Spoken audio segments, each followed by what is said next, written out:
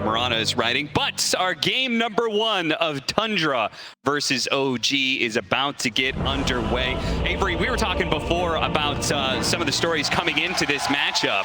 Oh yeah. And there is He is very slow, very low. You have the Blight Orb on top of these tree hits. Very scary lane for this Crystal Maiden, and you do not want to feed the first blood to this Visage. It is the one way you're going to power up his early game the most. Yeah, I mean, you can see the CS bottom lane as well, and the HP levels. This lane, since they opted to put the bottom 5, you don't have as much kill threat in this lane. A bottom Slark is very much chipping you down and using right clicks, using like individual skill in the CS. And I can definitely see a world where if Tundra plays this well, suddenly Sanking's low HP can't come up to the wave is essentially, oh my goodness. Ooh, that was a lot of damage. Skeeter actually getting super low, and that's it. Amar picks up the first blood. Wow, that was a crucial mistake from. Definitely bailed out his tusk there. Huge play. Waste some Ember's time as well. Another arrow. Dire's middle tower 2 for 2 is under attack. that I've seen. Already good start. Probably missed 5 early, but we won't count those. They get the bounce. Here comes the rotation from 9. Shows up. And while we were talking about which of the side lanes are we going to be targeting here as the Tusk, because we know he's going to rotate around. Choosing to shut down Amar a little bit. Do you think that's a player preference or about the hero? I think it might even be just based on the situation and Netta making the call. If you look at top lane, like, it doesn't really look like he needs the gank here. The Morphling's already left the lane. Netta doing some wave dragging shenanigans as expected. The tower is taking damage. These creeps, no one's getting the XP here. You know, maybe he calls, yo, you don't need to come top. Morph already left. I can come up by myself, you know? And sure. 9 makes the smart play, gets the quick kill bottom. Now suddenly you've got pressure in all. Pop of the healing salve underneath this sandstorm while the rest of Tundra trying to get the last hits. No sentry, it seems. Nice trying to hold the aggro out of the sandstorm. Yeah. Oh, got them both. Very nicely played. And he gets a little bit of damage. There it is. Now they see him. Oh, the pounce barely off the mark. He bro strikes over the side. And now BZM is here to be able to help him out. Amar just on the sliver of HP, but they can't quite see him. They're going to be able to kill Skeeter as well. BZM to the rescue. And now 9 may be the 3rd pickup as OG. Oh, beautiful shards. BZM doesn't quite have a lot of mana. Does he have enough to be able to jump over to the other side? His slide is not going to be good enough.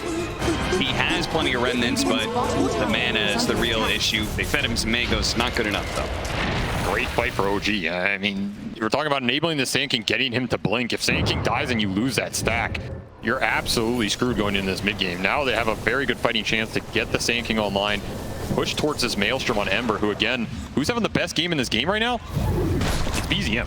Yeah, he is very farmed. I mean, you can. Uh-oh. Nice shot. First down, Amar. With the help of the birds, they'll keep that chain stun going. Snake King, even though he missed that arrow earlier, lands recovery 1. Gets another kill on Amar. Continuing to shut him down bottom of all the cores right now. Yeah, I mean, such clutch play from Snake King, honestly. Going there and not letting the Snake King, you know, sit in the trees and sit there and defend forever because you don't have detection. Snake King immediately up there has 2 sentries, puts sneaky one in the trees. Amar doesn't expect it, goes down. Like, that's really painful. You're 800 away from this blink. You already farmed your ancient stack. Like, where are you going to get this gold from? There's more pressure from Tundra coming. Your mid tower is under attack soon. Your heroes are under attack. Your triangle. And the Snake King can't really contribute. You have to weather this. The map being small like this, OG's heroes, they can only really kill you at a small. Oh, they surprised him, but the Shrink Morph went off just in time, and now that is actually baited 9 aimed to death here because OG, they actually brought a full party here. Everybody but Amar is hanging out in this Radiant jungle. Yeah, a bit rushed from Tundra. To be honest, I'm surprised they're not pushing things a little bit more. The Slark having the Diffusal Blade. Ooh, good sentry laid out. Spotted Skeeter. He knows. He actually, yeah, there's the glyph. That's a unique aspect of Marana as a support, right? It kind of functions like those hoodwinks or something because he can be up there and probably won't die because of his mobility. But Saksa, well, he doesn't have the same kind of options, and once again will be victim of OG's aggression.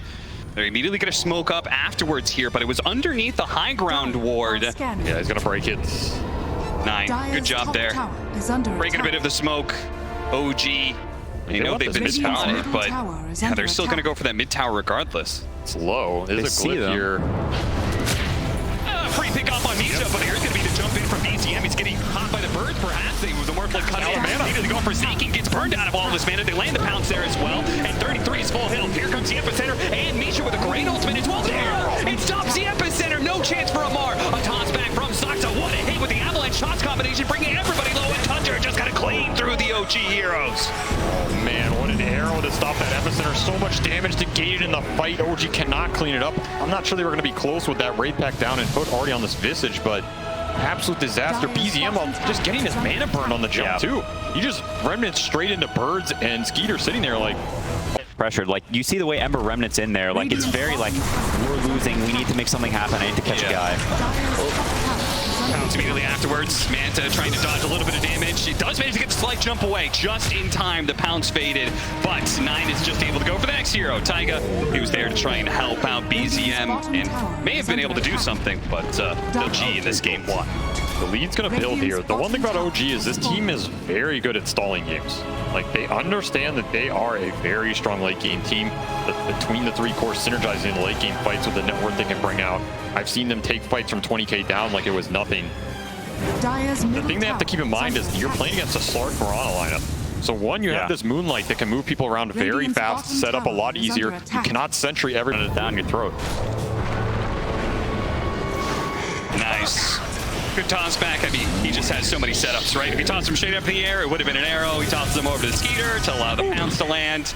Tips start coming out, snaking. I mean, Amar, no impact, no idea. He has not had a whole lot of fun in this Sand King game, and I think so much of the story of this game comes back to the draft and where we were talking about how they were preemptively setting up for Tundra's like Zoo stuff and how they drafted a certain way specifically, and it seems to have put OG out of their own comfort zone. I mean, Amar does not look like Amar right now. I mean, Sand King is just he's a very hit or miss hero. Like, when he hits and he starts snowballing, he is super strong. But when you miss, it's real it's hard. Struggle. I mean, he's behind Veil. How many times have we seen Amar behind Veil in his career, you know? This is not the item I think he would ideally like to be buying this deep into the game. But they are just searching for any sort of extra damage at this point. You can see your goal. Follow up with the punch, the snowball, the arrow, and it's well. The Shrink Morph is doing its work, but now they've got the Pounce, and that's going to be good enough. Misha, freezing field, but he just dies too damn quickly. BCM is going to be locked down. Amar goes through. It's a Burrow Strike only onto 1. They're focusing on 33, but he is super tanky, and Skeeter is completely uncontested. 1 by 1, he will just knock down these heroes, take away their agility, and that is it. OG. Oh, GG out. This was no or OG, not up by a huge amount of net worth, but it does feel like they're kicking things into gear and it's about to start snowballing against Tundra. Oh yeah, they got all the levels in the world on BCM here, and last game, it was hard to get this Oracle in the game because their cores were behind. This game, BZM, as we're seeing, they can use the Oracle early nuke damage to help them get these kills. OG has all the damage in the world on these early games. They are also going to have double purge, right?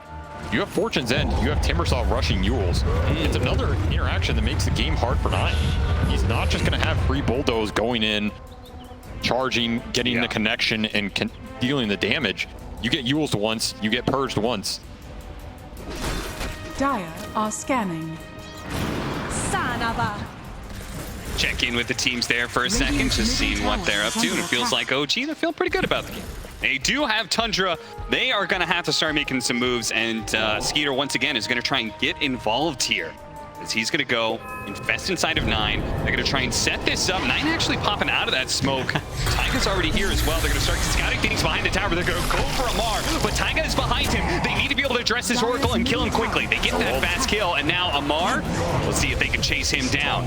Saksa was on the other side of things. He's going to need to hit a lot of stuns, and the rest of OG, yeah, they're here.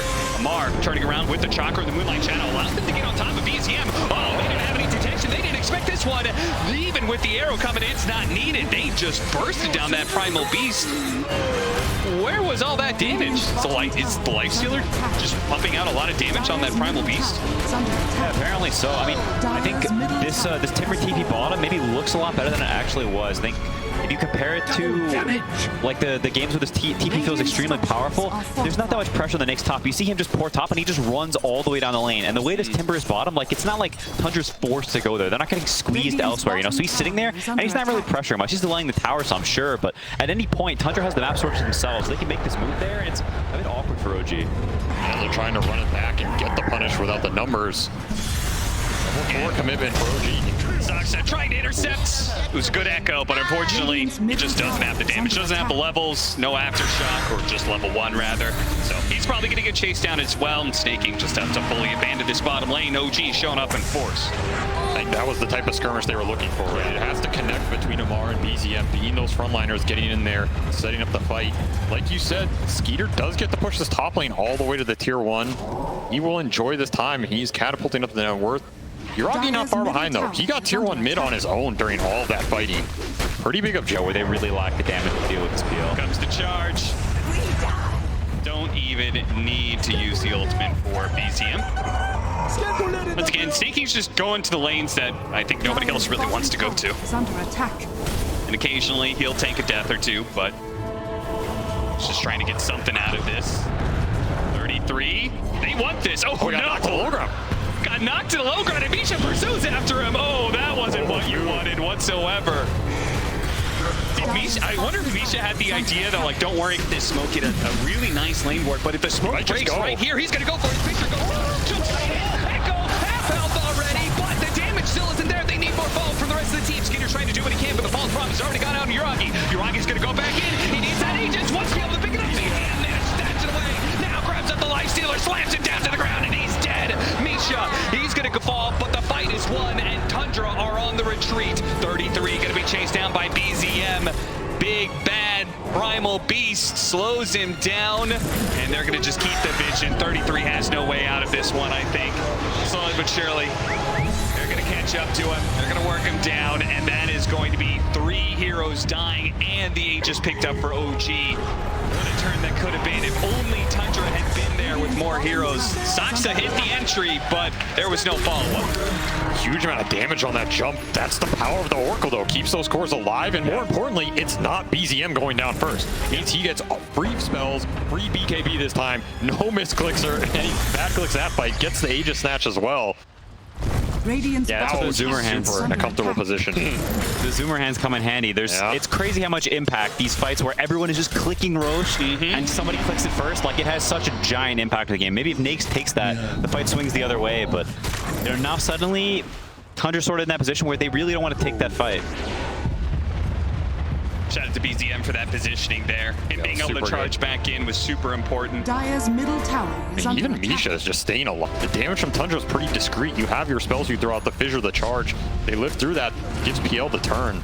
Aegis helps these fights stay even longer. Tundra need to think about who they're prioritizing these fights, who they're jumping, who they're going on, syncing the damage up with the stuns, and then maybe resetting, right? You don't want to get caught in a situation where you're giving too much time for PL without the control online.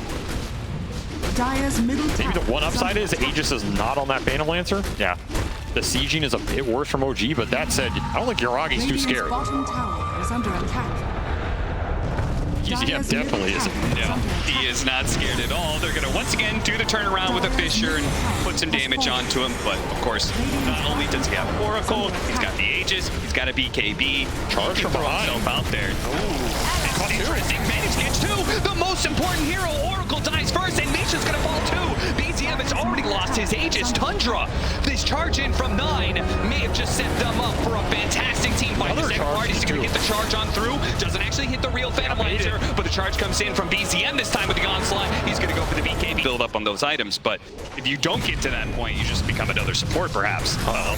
He's going to maybe have to blow the BKB. No, the Fissure's going to come through. Another Ice Echo. They're going to change on Uragi. Oh, the onslaught. It's not enough to be able to save him. The BKB goes out from 9. They go defense. 9 can keep the charge going up, but he's immediately, he had a laser focus. He is looking out for that Oracle. He's got the head on a swivel, and he found him, and now they're going to be able to get the Timber Saw as well. 9. Really good save. I mean, Skeeter jumping inside of him enabled that in the first place, but 9 being able to find the right hero to charge every time. And that's a sign of a Visage play right there, too. It didn't even look like the bird was even close, but he knows the range of the drop so well. He just barely clips him on the edge. Getting that +1 kill, like, that's the top net worth Timber Saw. The amount of gold you get from that, the amount of time this guy's dead. Now suddenly they take over the map. The Spear gets more items. Nakes finishes off the Mjolnir, which has a really large impact dealing with this PL. And PL doesn't even have heart yet. Yeah, I feel like OG wanted to use that Aegis to get to that PL timing, get him the heart, and then cement this game. In that garbage. Oh, they're in best charge. Oh, they found the Oracle. They had the vision. They get the charge, and they also hit Misha at the same time. So both supports already dead in this team fight. Meanwhile, Yuragi, most of his time was spent being stunned. Visage familiars and the Visage himself dropping one after the other completely stalled out any damage he could get down during that time. Tundra is going to respect OG here. They should. A buyback went out from the Oracle, so they got a lot out of that. No reason to push their luck. How can OG supports play? Like, you can see what Tundra is doing. Like, OG has no way to actually kill heroes unless Tundra messes up some. They're spacing them, they're abusing the stun, the invis, the force stabs. Like, Yuragi is desperately looking for a target to lock onto, but he's just getting kited, and the supports are just getting exploded instantly. Yeah, it really does. Maybe this is, we talked about the drafting and their plan for 9. I mean, both times they drafted a hero that gets to the backline. We said OG, part of their setup here, the reason they're able to play so greedy on their cores is you can set up the fight. I mean, Find the supports. yeah. Well, the supports are going to be found. It's just the side of OG. Misha getting picked up. There's Tundra once again, really abusing this Moonlight Shadow. I mean, Smarana as a 5 position seems pretty value at this point. At this point, you have no issue with the hero. It is doing an insane amount of work in these fights. You have limited detection, especially most of the time, you know, detection coming out from your 4 and 5. It's not a 4 and 5 duo that wants For OG. This is a great opportunity if they can get it. Sneaking kill, maybe not so much, but the Earthshaker does manage to slip away. Now the charge on through, they couldn't even kill the pot up. Misha is now dead. Amar's looking for something to be able to hunt, but look at Saksa playing the edges here. He's ready to go back in. The charge is controlling up BCM. He's not getting anything off. Now they've got the Fisher. The chain's down onto the Phantom Lantern. Yes, a false promise goes off last second, but is he even going to be able to have the heals? He's got the heart pumping away. He starts to throw some damage over to 9, but it's just pitiful. He's going to get zonked out. The heart regen is not going to be enough, and GG is called. Tundra 2-0 over OG. They've done it again. They set themselves